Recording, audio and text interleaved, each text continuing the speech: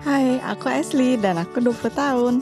Apa kamu dengan mudah melakukan suatu taruhan? Apa kamu sering menemukan dirimu di situasi sulit hanya karena kamu ingin membuktikan sesuatu pada seseorang? Tonton video ini sampai akhir dan temukan bagaimana satu argumen berubah menjadi kali pertamaku. Dan itu hanyalah awal dari masalahku. Aku anak perkuliahan dan aku tidak mengelak bahwa aku menyukai kehidupan mahasiswa. Aku memiliki pacar, Greg. Semuanya baik. Kecuali satu masalah kecil, aku masih perawan. Aku tidak menyimpan diriku untuk pernikahan atau sesuatu seperti itu, tapi aku belum siap. Itulah mengapa kita bertengkar. Semakin Greg menekanku, semakin aku tidak menginginkannya. Dan lalu dia meninggalkanku untuk seorang gadis yang lebih positif. Kita tidak bertemu selama sebulan, kita tidak memiliki kelas yang sama, dan teman kami pun berpisah. Aku berpikir perasaanku tentangnya akan menghilang, keluar dari pandangan, keluar dari pikiran. Dan lalu kita tidak sengaja berpapasan di kampus.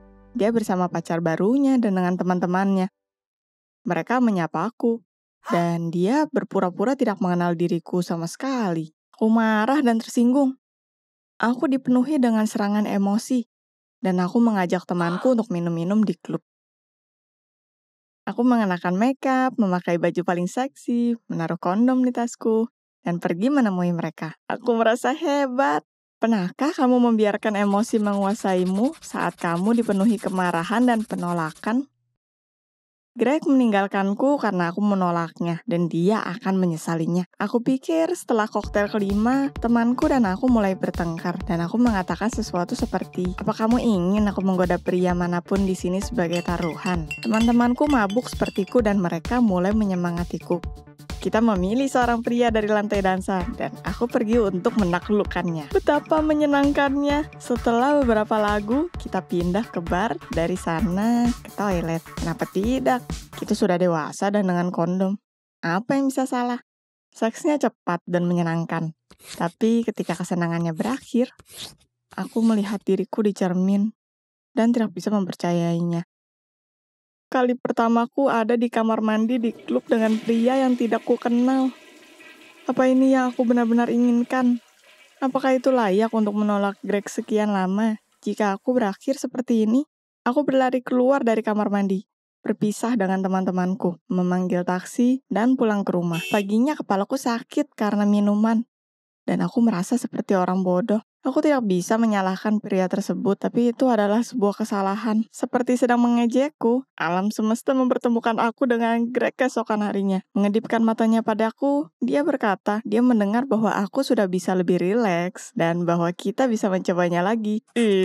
Aku sangat jijik, dan tentunya menolak. Greg mengatakan sesuatu tentang bagaimana aku langsung mendapatkan pacar setelah putus darinya. Dia juga sudah mendapatkan seorang gadis tepat setelah kita putus. Tapi ini bukan masalah yang terburuk. Di minggu ketiga setelah malam di klub, mandi pagi harinya, aku seketika menyadari.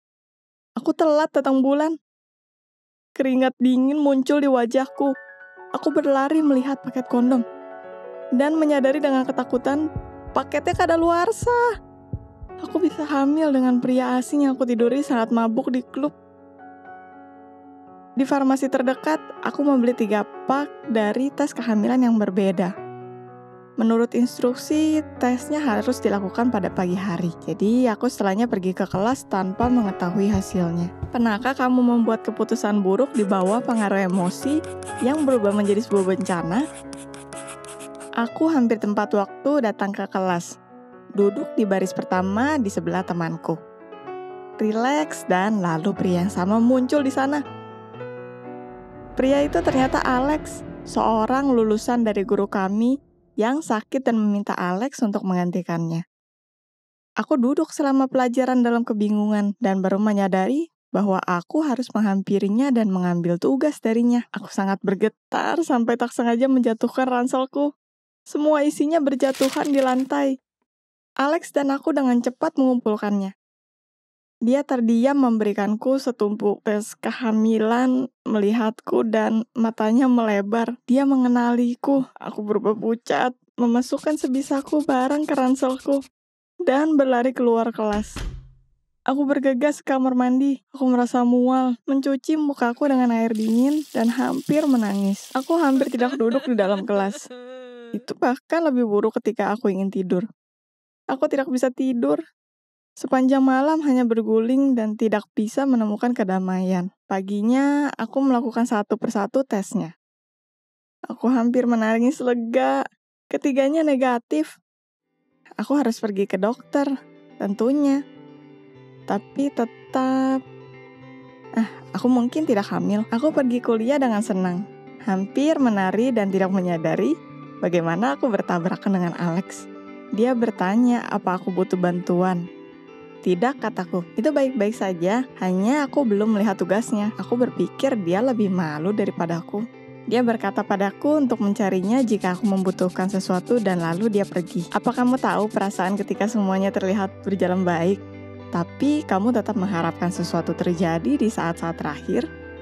Semuanya kembali normal, kita kembali berkuliah. Alex menggantikan profesor kami, dan aku masih mencari tahu apakah petualangan burukku akan menyebabkan masalah lain. Aku berpapasan dengan Greg beberapa kali, tapi kita tidak berbicara dan aku berusaha tidak melihatnya. 2 minggu kemudian, profesor kami kembali. Dia khusus bertanya padaku untuk memilih topik yang sangat menarik. Dan dari topik yang sedang dia kerjakan. Aku langsung setuju. Belakangan, aku baru menyadari bahwa aku harus bekerja dengan Alex, yang pekerjaan ilmiahnya berkaitan dengan topik itu dan yang bisa menolongku. Aku tidak bisa menolak, dan pekerjaan dimulai. Kita duduk di perpustakaan. Dia sangat membantu dan itu membuatku gugup dan marah. Tapi apa yang bisa ku bilang? Jangan bicara seperti itu padaku. Kamu tidak membuatku hamil. Ketegangan memuncak di dalam diriku dan aku perlu keluar. Dan lalu suatu hari, ketika Alex sekali lagi menarik bangkuku dengan sopan, aku meledak.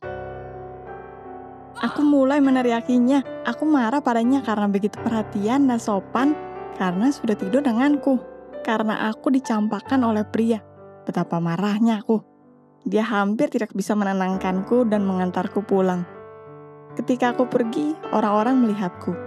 Keesokan harinya, profesor mengirim pesan bahwa aku tidak perlu lagi bekerja dengan Alex, karena Alex mungkin akan berhadapan dengan komite kedisiplinan. Apa ini karena kemarahanku? Di hari yang sama, aku menghampiri profesor dan memintanya untuk menjelaskan semuanya. Alex belum dilarang untuk mengajar, tapi mungkin akan menghadapi masalah. Hubungan dengan seorang murid, pelecehan menggunakan posisinya. Tapi itu tidak benar, aku berteriak. Itu hanya gabungan bodoh dari keadaan. Tidak ada apapun di antara kami. Profesor berkata bahwa komite kedisiplinan akan menganalisanya. Dan jika Alex bertingkah tidak wajar, karirnya bisa saja berakhir. Seseorang bisa dipecat karena ketidakmampuanku untuk mengontrol diri, dan karena aku mabuk, aksiku terlihat kekanak-kanakan, dan aku merasa malu. Aku berkata pada profesor bahwa aku siap membela Alex di panel. Dia menghiburku dan berjanji akan melakukan apa yang dia bisa.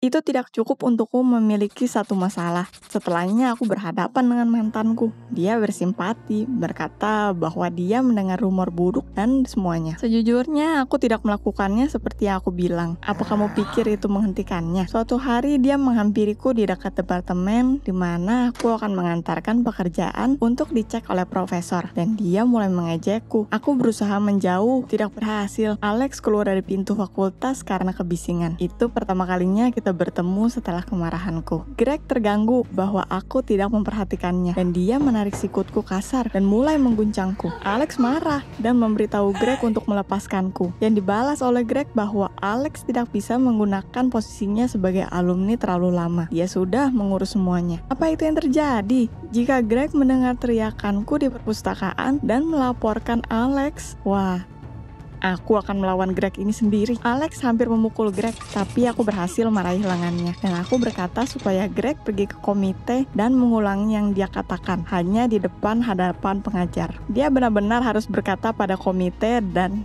lalu aku maju dan menjelaskan bahwa Greg mempunyai masalah denganku, bukan Alex. Dan ini adalah caranya untuk kembali padaku. Dan dia tidak membiarkanku lewat di koridor dan selalu membicarakan seks. Tebak, siapa yang berakhir dihukum sampai akhir semester? Dan Alex dan aku melanjutkan pekerjaan kami akan material kami dan penelitiannya. Tidak ada perdebatan bodoh lagi. Hanya tugas ilmiah. Jangan lupa untuk like video ini, sehingga banyak orang yang mengetahui cerita ini. Dan subscribe ke channel ini supaya kamu tidak ketinggalan video lainnya. Dan jangan lakukan hal yang bodoh. Kamu tidak akan tahu akhirnya seperti apa.